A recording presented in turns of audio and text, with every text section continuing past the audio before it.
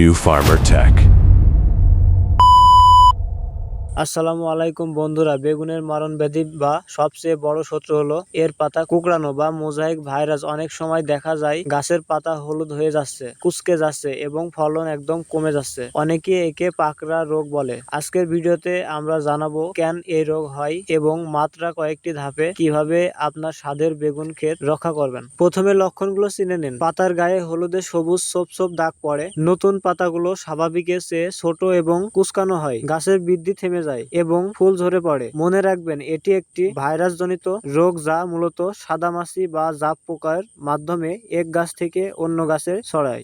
যদি দেখেন আপনার ক্ষেতে দুই একটি গাছ মাত্র আক্রান্ত হয়েছে, তবে দেরি না করে গাছটি তুলে ফেলে দিন। পুরো ক্ষেতের অন্য ভাইরাসের উৎস হিসেবে কাজ করে। এছাড়াও ক্ষেত আগাছা মুক্ত রাখা খুব জরুরি। যেহেতু এই ভাইরাস সাদামাছি ছড়ায়, তাই আমাদের মূলত কাজ হলো এই মাছি দমন করা। ক্ষেতে প্রতি শতাংশে 1 থেকে 2টি হলুদ আঠালো ফাঁদ ব্যবহার করুন, এতে বিষ ছড়ায় মাছি মারা সম্ভব। যদি আক্রমণ বেশি হয় তবে এমিডাইক্লোপিড যেমন অ্যাডমায়ার বা টিডো অথবা অ্যাসিটাপিমিড যেমন তুন্দ্রা বা অ্যাসিমিক্স প্রতি লিটার পানিতে 0 থেকে 5 মিলি বা 2 গ্রাম মিশিয়ে 10 থেকে 12 দিন পর পর স্প্রে করুন। গাছের রোগ প্রতিরোধ ক্ষমতা বাড়াতে সিলেটেড জিঙ্ক বা ভালো মানের পিজিআর ব্যবহার করতে পারেন। পরবর্তী সময়ে চাষের জন্য সবসময় রোগমুক্ত বীজ নির্বাচন করবেন। বীজ বপনের আগে পরবর্তী সময়ে চাষের জন্য সবসময় রোগমুক্ত বীজ নির্বাচন করবেন। বীজ বপনের আগে অবশ্যই ঔষধ শোধন করে নেবেন। নিয়মিত ক্ষেতে পর্যবেক্ষণ করলে খুব সহজেই এই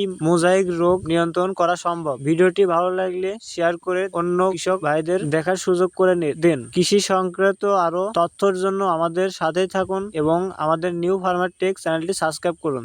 ধন্যবাদ।